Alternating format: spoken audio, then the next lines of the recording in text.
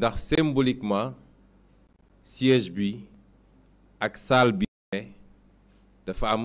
loo xam ne fii lañ ko fase woon ci salle bi te foofu la ñu bëgg a tàmbale dinañu waxtaan ci ñetti pàcc bu ci njëkk mooy li nga xam ne xew na ci biir Yewwi ba tax ñenn ci kilifa Yewwi génn am lu ñu taxawee am lu ñu wax ñaareel bi mooy li xew ci dépôt liste yi ci boppam ñetteel bi nag te moo ñu ëppal yitte ñun mooy li nga xam ne moom la ñuy dëgmal ndax Macky Sall faaw ñu jàmmarloog moom loolu mënul ñàkk loolu moo ñu gën a yitteel fi mu toll nii donc pàcc bu njëkk bi dama bëgg a fàttali nit ñi nii fàttali ko sama bopp fàttali ko képp kuy leader te bokk ci Yewwi Askan Wi waaye fàttali ko askan wi it su dee jar na ko sax ndax dafa mel ni askan wi daf ñëw jiitu ñun ci li nga xam ne mooy mbébét ak projet Yewwi Askan Wi waaye damay fàttali damay joxe benn màndarga liste yi ñu fi annulé bëri na te du ay liste benn dëkk du liste benn département waaye liste nationale lépp ñu boole ko annulé ko ne sa parrainage matul pourtant coow li tollul nii de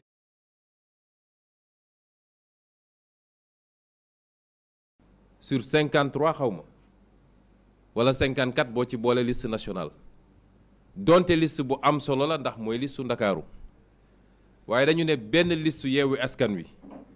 la Macky bu bëgg a naxasaayal coow li ne gàññ loolu day firnde benn mbir mooy fi Yewwi Askan Wi tollu réew mi yaakaar bi askan wi am ci Yewwi Askan Wi yaakaar googu nag ku woote boppam leader te nekk ci Yewwi Askan Wi waroo ko fàtte parce que dafa mel ni bu boobaa xamoo lan moo ñu tax a jóg dama koy wax ci sama bopp wax ko ci képp kuy leader Yewwi Askan Wi ndax yenn Yewwi Askan Wi dafa am fu mu jaar ba judd ba taxaw ba nekk fii kon képp kuy leader ci Yewwi Askan Wi ak lu la mën a naqari dafa am fu muy toll su dee fàtte nga askan wi su dee fàtte nga askan wi xamoo lan moo la andi woon ci Yewwi Askan Wi parce que wax naa ko ñaata liste lañ fi annulé leen ñoo xam ne dañ leen ne du ngeen participer du tout ci élection bi ñun dañu ne ci benn département ngeen dul participer waaye semaine a ngi nii réew mi dafa taxaw ngir loolu gëm naa ni bu doon Bennoo Bokk Yaakaar la coow li du tollu nii kon loolu firnde la ñun askan wi dese lu ñu dara te am na lu muy xaar ci ñun mooy ñu mën a fàtte suñu bopp tuuti waaye man la rek man la nañ ma fal su dul man réew mi defe naa boykat bi loolu la waxoon loolu dafa rafetul nañu waxante dëgg su ma defee précision boobu nag dinaa wax ni salle bii la ñu daje gën saa gudd def naa war na def 15 jours ci gannaaw ñu réunion ñu ne léegi dañu war a tabb bi ñu waxtaanee Cheikh Tidiane wax fàttali na ko léegi dañu ne woon nañu fexe ba 70% des leaders nañu dem ci département yi parce que élection bi ci département yi la du ci liste nationale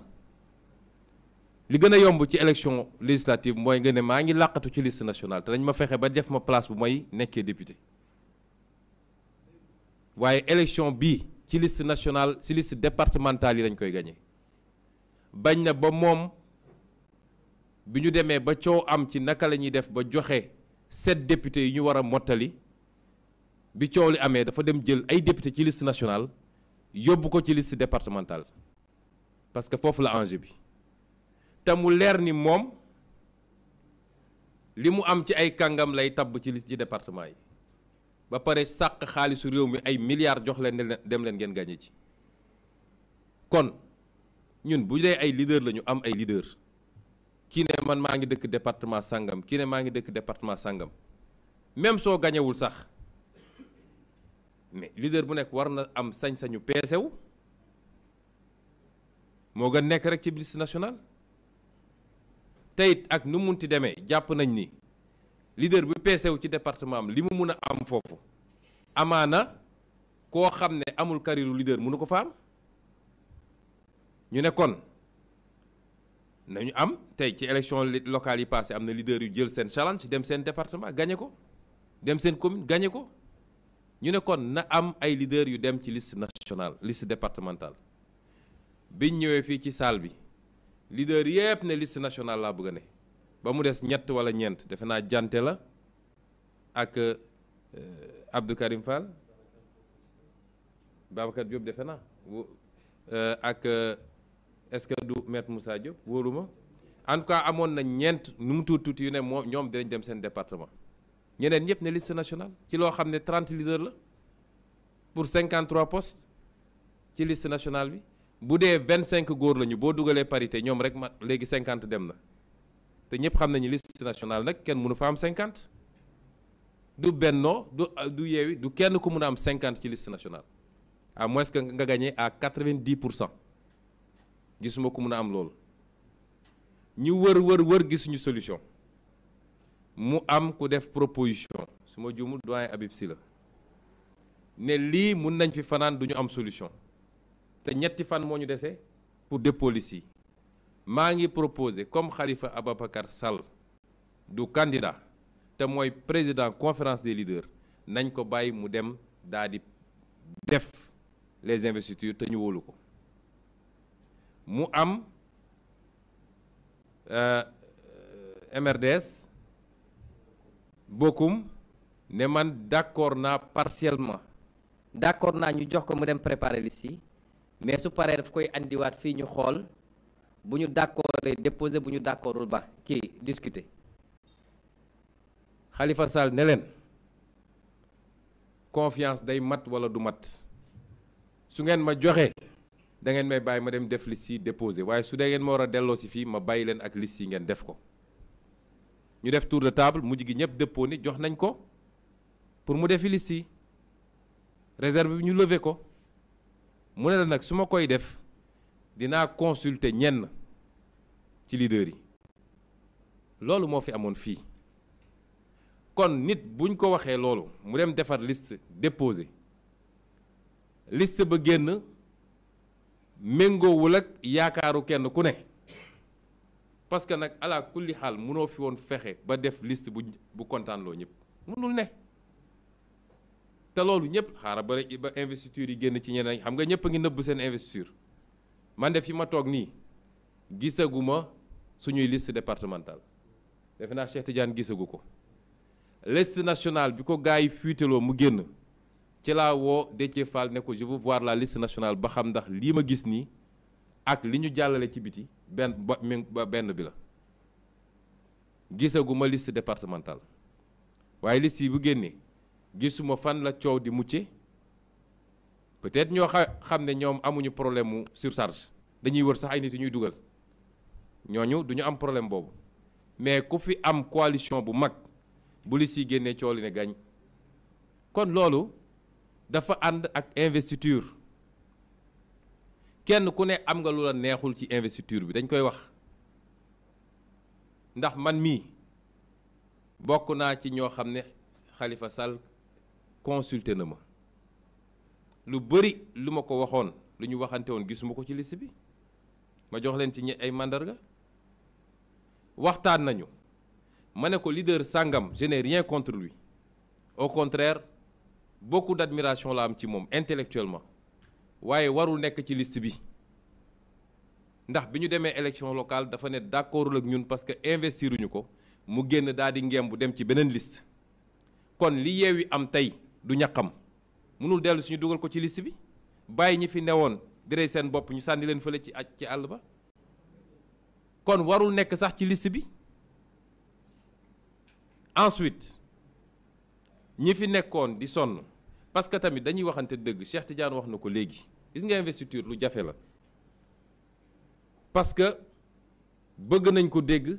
bëgguñu ko dégg coalition bu ne dafa am parti yoo xam ne yàlla moo dogal ni ñooñu ñoo ëpp doole bu mobiliser jotee ñoom ñoo mën a mobiliser bu dem toog ci l'ensemble des bureaux de vote jotee ñoom ñoo mën a am l'appareil politique buy toog ci bureau de vote yi bu génne xaalis jotee ñoom ñooy génne xaalis bu campagne jotee ñooy mëne campagne bi kon dafay jaadu ñooñu tam bu desee lu dul def ay investiture ñu fexe ba seeni militant bañ a décourager muy lu jafe nag yéen ñëpp gis ngeen li xew ci élection locale yi bëri na foo xam ne mënoon nañ ko gagner mais on l'a perdu parce qu'on a voulu faire des équilibres militants yi ne la lii d'accord ma ci parce que kii xamuñu ko mësuñu koo gis fii ngeen xëy nañu moom ngeen di teg fii mais on a fait des efforts parce que ànd bu ne di nga essayer xam xool loo bàyyi kon parti yi nga xam ne tey ñooy tirer la coalition parce que c'est ça loolu nag yàllaa ko def bu ñuy def investiture dañ leen war a sédd dañ leen war a jox loo xam ne dina mun a sax tax ñu layoo ba appareil bi topp moom it parce que appareil bi su toppul du ñu am dara tous duñ ko am loolu jaadu na on dit que telle personne n'est même pas leader on l'a placé avant tel ou tel autre mais c'est benn appareil la bokk boo xam ne rôle bi muy jouer ci biir mbir mi c'est un rôle central pour ñu mun a am résultat bi ñu bëgg te malgré tout du ñu am lu ñu bëgg mukk parce que kenn ku ne ci ñun say parti ngi bëgg a tas parce que les militants à la base aussi ñoom jàpp nañ ni voilà ñun suñu parti ni mu toll et cetera et cetera te loolu it leader bu ne da ko war a bañ ak ay militants am na loo war a fexe ba yóotu c'est normal mais bul nangu mukk say militants bëgg la gëmloon da nga war a jël lépp parce que suñu amuloon besoin def coalition kenn ku ne bu wóoloon ni moom mun na demal boppam moom dong jarul ngay dem coalition mais doone damay ànd ak nit ñi ba pare ñëpp dama leen ni wéq ñu dem fële man ma dem man dong donc loolu it ñun waruñu koo nangu suñuy militant bu li si génne di ngeen gis coow li bëri maa fi njëkkoon maa fi defoon lii maa fi la te amul lenn loo xam ne dafa méngoog li sénégalais di xaar ci ñun waaye maa war a falu loolu rek mooy coow li man la sudul man réew mi tas na parti bi tas na dem naa sama yoon pression yooyu souvent les leaders di subir mooy andi yu bëree bëri te nañ ko gis après mais comment trouver le juste équilibre muy exercice bu jafe donc ñu waroon def investir ci base boobu beneen mandarga bi ma mun a joxe man dama jàppoon ni bu ñu génnee ci loolu nañu xool ay leaders yoo xam ne parce que gis nga mbooloo mooy doole ku vivre lu ñu vivre mois de mars février mars bi année 2021 Sénégal yëpp bu ñu jóguloon taxaw lan la honorable Aïda Mbodj joué ci affaire bi lan la Mamba Guirassy joué ci affaire bi lan la Cheikh Bamba Dièye joué ci affaire bi lan la Dame Mbodj joué ci affaire bi pendant ce temps amoon na ay leaders de mon parti yoo xam ne ñemetuñu woon sax jël seen téléphone nee nañ ils étaient sur écoute dem wut fu ñu gas suulu kon dafa am loo xam ne dañ ciy toll da nga soxla doole ñëpp pour jëlee fi li fi ne loolu indi coalition et il faut trouver le dosage qu'il faut le dosage parfait n'existe pas te du mus a exister mais su dee def nañu loolu man jàpp naa ni am na ñoo xam ne peut-être yoruñu appareil yu rëy a rëy yoruñu parti yu rëy a rëy mais man gënuma leen sonn ci coalition bi bu ñu dooree ba léegi ñu ngi fii ci premier rang yi fu ñu mus a fanaan àll ñu nga fa fu ñu mus a et cetera ces gens-là mérité ñu xool nu ñuy def ba ñu figurer en bonne place ça n'a pas été le cas pour certains ci ñuy ñëw te di bees man jàpp naa ni ku mel ni Dame Mbodj su taxawoon assemblée mais c'est un bon député te je l'ai défendu et j'ai été surpris de ne pas le voir sur les listes kon kenn ku ne ci ñun am nga lu la neexul ci liste bi dañuy waxante dëgg rek kenn ku ne am nga ko mais est-ce que mun na justifier ñu ne tey ñu tas coalition bi bu dee Sénégal moo ñu tax a jóg parce que Sénégal jeexul de commencé gul sax te bu ñu yàlla mayee ñu egg fi ñu bëgg a yegg bu dee servir rek moo tax nit ñi jóg liggéeyal askan wi ba dugg boîte vocale comme disent les gosses mais y aura de la place pour tout le monde. kon bu ñu génnee ci loolu man dama jàpp ni kenn ku nekk ci ñun kuy leader war ngaa ànd ak tey ak dal d'accord naa nga exprimer sa frustration dégg naa ñu ne Ousmane Sonko dictateur la dafa génne nit ci groupe WhatsApp bi leader bu ne dafa mer amul lu muy def lu dul bind naan l'ancien pensionnaire de Rebeuss voleur de riz et de mil dama lay génne ci groupe bi duma ci waxaale parce que c'est incorrect kooku démb ak barki démb xama woon loolu ci moom bu la defoon deuxième place nga ne wu waaji mooy waaja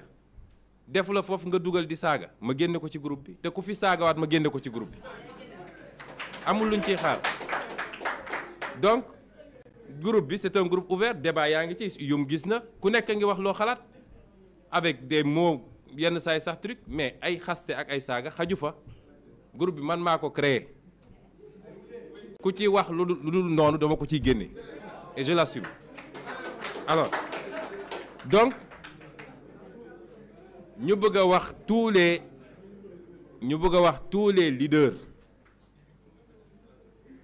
les leaders nañu delloo ci seen xel askan wi dafa am yaakaar ci Yewwi Askan Wi te Yewwi Askan Wi nag dara mënu koo tere continuer nekk li mu nekk bu soobee yàlla dara bëgg nañu ñëpp ñu dajal leen continuer liggéey gën a yaatal sax mënuñu téye ku bëgg a dem